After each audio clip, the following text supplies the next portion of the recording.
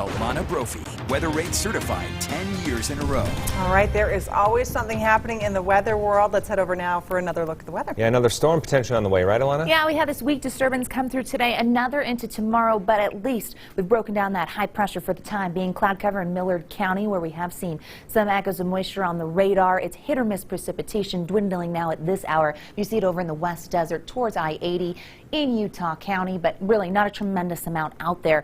With splitting systems, the Wasatch Front often gets skunked, and that's the case here. Gusty winds are out there, though, and that's noticeable, and that colder air has moved in. It's going to linger as we head into tomorrow.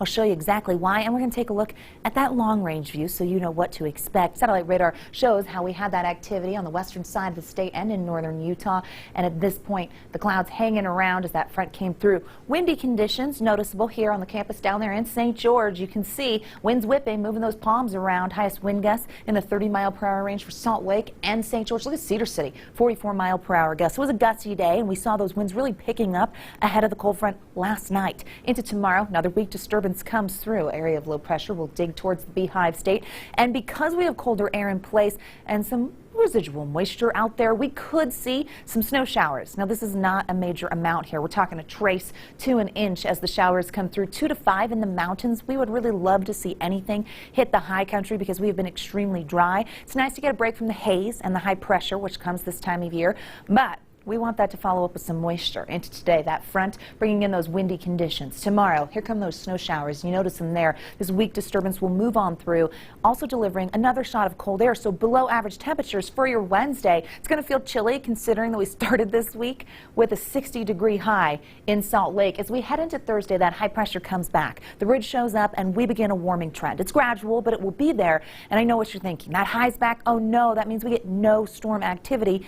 But that's not exactly the case. Here's a look at the 6 to 10 day precipitation outlook, and we see above average chances for a bulk of the state when it comes to moisture. Good news there. With the potential of a President's Day storm, it's several days out, so we're not getting too excited, but we'd like to see something come rolling in. Here's a look at the Wasatch Front for tomorrow. That shot of colder air drops down daytime highs into the 30s. We get 40s and 50s on the eastern side of the state. Overnight lows tonight back into the 20s. Let's zoom in and you find your city. Notice those mountain valleys getting into the 20s tonight and staying below freezing tomorrow in Park City, slightly above it in Heber. Here's central Utah, where we will be chilly. We're looking at 30s.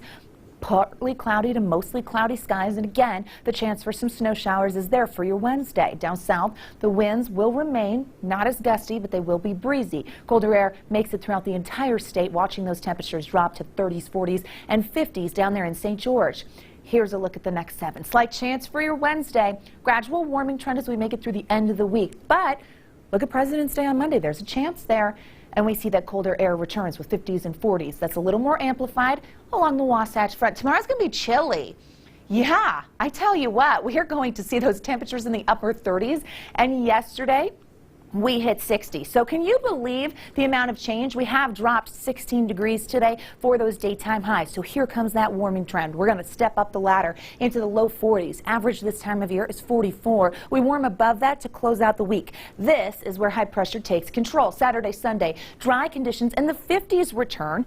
That's above average, but then here comes that President's Day front, which drops down our temperatures into the 40s and 30s with a chance of some snow. And I say, bring it on. We've been saying it for a long time.